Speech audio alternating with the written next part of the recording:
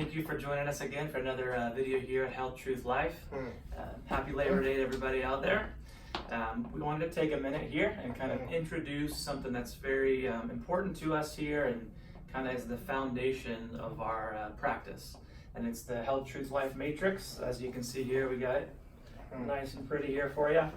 So yeah, this is kind of what was the motivation and what got this practice started. And I wanted to talk to Dr. Boyette about it and see kind of, where did this come from, and how did you come up with this? It's very detailed. There's a lot to it. So. Gotcha. Yeah. Well, there's a lot to it for sure, and just to give kind of a basic summary as to how it came into being is a number of years ago, probably close to 10 years ago, I started this educational experience in functional and integrative medicine, which is kind of gets back to root cause. So in other words, what is the cause and the etiology of certain health issues, whether it be depression or low energy or stress or blood pressure or diabetes? All these things have a root cause. Now certainly there's genetic components that play into root cause, but there's extensive evidence to show that lifestyle plays probably the largest role with respect to predisposition to disease. So this matrix is kind of a tie-in of about 24 different things that tie into a holistic vision of overall health and wellness. And if you think about the word disease, you can split that up into two words, being dis-ease. And a lot of people today are struggling with a state of dis-ease where they may not have a disease or a diagnosed disease, but they're in a state of dis-ease. And a lot of us deal with that, myself included, with states of dis-ease whenever things aren't fully kind of dialed in with respect to everything that I need to be checking to put me in a state of health and wellness or purpose for that day. So that's kind of how it started, was kind of a vision of tying everything together in life and seeing that there's so much in life that plays into health and or disease. And so it was actually the vision kind of started and it being written out in a coffee shop down in the Keys when I was down there with Crystal probably 10 years ago. And I've got the initial iterations of the matrix on some pieces of paper somewhere back in the closet. And so that's really neat. So that's kind of how it started. Okay. Well, yeah, I love how it's very detailed, but yet there are very simple kind of truths and things that we all know as people that we should apply, and that do have positive, healthy benefits. One we were just talking about is sunlight. Today's a beautiful day, so just going outside and spending time in the sun. And we live in a time where we are drawn inside and into darkness, which is an unhealthy place to be. And so just, you can talk about that and hit on that a little bit. That's just one simple part of this huge, matrix, but it's a vital part of it. That's interesting you mentioned that darkness, and I think, everyone knows that there's darkness out there. The last 3 years have been nothing but dark and a lot of deception and delusion and fear and division. And so, a big part of this matrix, I believe, was made in preparation for this time. And I think that's God's own providence for us being one little cog in the wheel of empowerment and hope to those out there who may be in darkness and or in states of disease. And so that's I think so neat how I think God set this up, as he's setting up lots of practices like this or lots of businesses just in preparation of changes that are happening in this world. And for sure. So I think that's been a big part. What I love about this is I have seen a lot of patients come in here and have hope restored. That's something that we pray for our patients, is as we've gone through this time of darkness, hopefully we can, and with using this and applying a lot of the matrix, shed some light in this darkness. And we have seen a lot of hope restored with our patients, and it's been a blessing. Right, I appreciate that. And I think that's a tribute to you, it's a tribute to the matrix, it's a tribute to just God's calling on this practice to empower patients and to prescribe freedom to them in ways that they maybe didn't understand, that hey, they've got the ability to change their life right now with the decisions they make, with what they're putting in their mouth, what they're allowing in their mind, and what they're doing with their body. those three like principles and questions really can framework their steps of empowerment towards more a better state of overall health and wellness, mentally, spiritually, physically.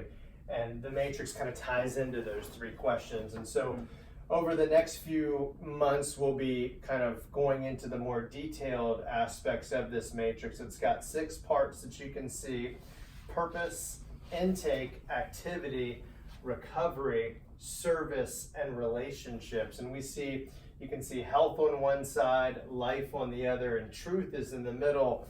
And what we aim to look at is to use truth as our true north with respect to where everything comes from and everything's going back to. And we believe that all truth comes from Christ. And that's truly where we center our being with respect to how we want to project to the society, whether it's individual patients or corporately to anyone listening on YouTube, that hey, if we can get that component of the relationship with Jesus right, and then also have that component of answering these 3 questions with respect to what you're putting in your mouth, what you're allowing in your mind, what you're doing with your body, you see changes in your life and your spirit and your physical state that you know are get you less dependent on that which is out there, you know, in the medical care industry, which we of course are blessed to have doctors, nurses, and hospitals out there that are caring for acute patients in times of need.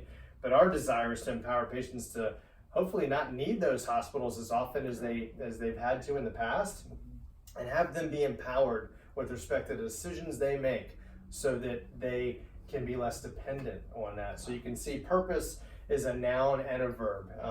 We have a purpose, I believe, in being created in the image of God, but we also have, purpose is also a verb, in that we can purpose to do things day in and day out, and we can purpose to have certain thoughts meditate in our minds and our spirits, or we can purpose those thoughts out. And so that's the center framework is Proverbs 4:23, which is, above all else, guard your heart, for it is the wellspring of life. And Jason's heard me say this, and many have heard me say this probably ad nauseum, is that the heart in the Hebrew is defined as the mind, the will, and the conscience. And so we're going to start on that verse next week with respect to, you know, our first matrix point is Proverbs 4:23, is that we guard our heart, which is our mind, our will, our conscience, because out of that flows the wellspring of our life, which means that's where your life bubbles up from, is where your meditations in your mind and heart are.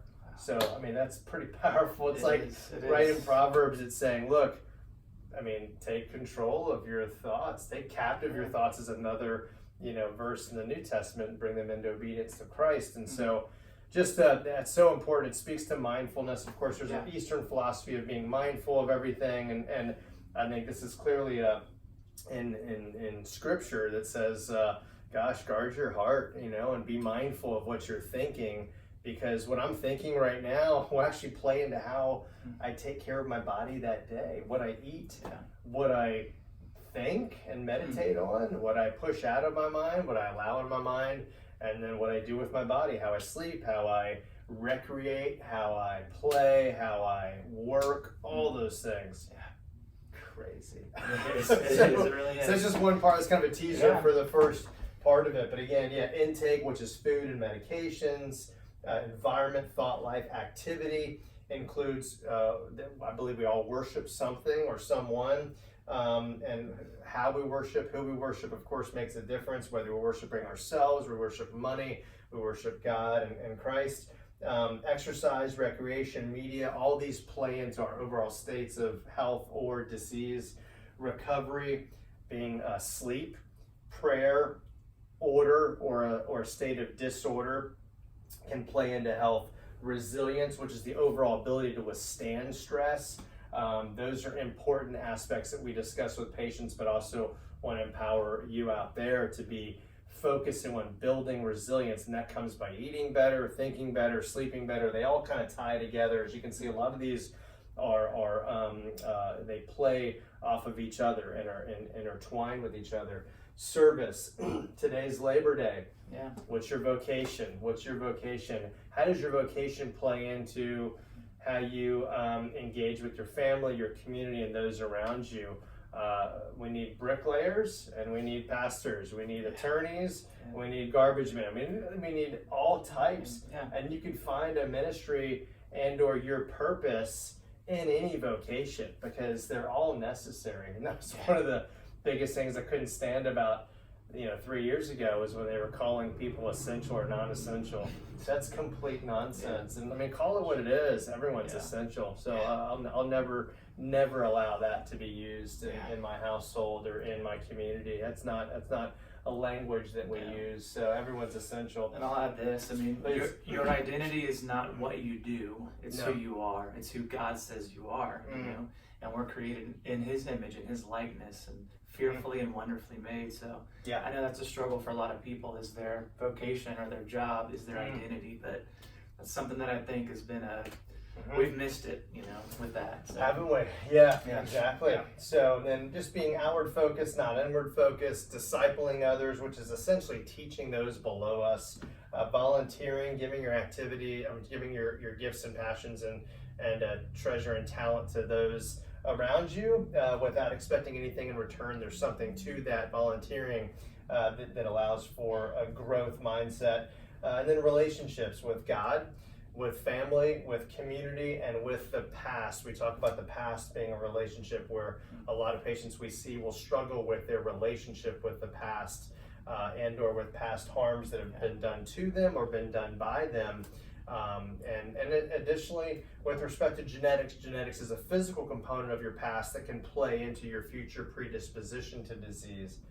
You wanted to say something. And that's all of us having, to work through our past, either past hurt that we've caused on other people or other people have caused on us. And it's huge. And a lot of people don't handle it. They don't address it. And then it's going to cause all kinds of other physical, mental, emotional, spiritual issues. Blood pressure. I mean, honestly, it affects everything. We know that toxic emotions and unforgiveness actually raise blood pressure and stress hormones. But medicine doesn't talk a lot about that. It's kind of like voodoo, or they say, we can't go there, just give a blood pressure medication, when the root cause is toxic emotions and unforgiveness. So just another example that, hey, that's something to consider working through if you're dealing with chronic stress, high blood pressure, insulin resistance, diabetes. A lot of these emotional, spiritual things can be roots to those physical issues. And that's something that's going to be uncovered with this matrix. So I love it. I mean, there's obviously a lot to unpack here. As you guys can tell, he could talk on this for hours. He's got a lot to say, and it's very important, valuable information we love sharing with our patients. So I look forward to the next few weeks, months, however long we get to unpack all of this.